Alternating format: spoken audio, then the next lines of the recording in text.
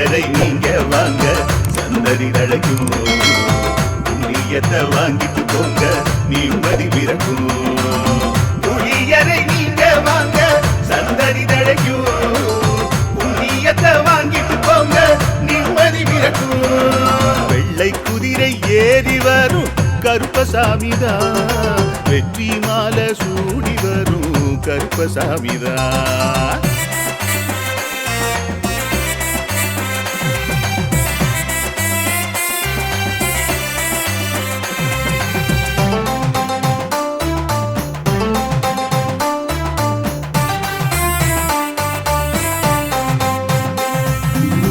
ராமரோட பரம்பரை தானே புளியரை கருப்பசாமி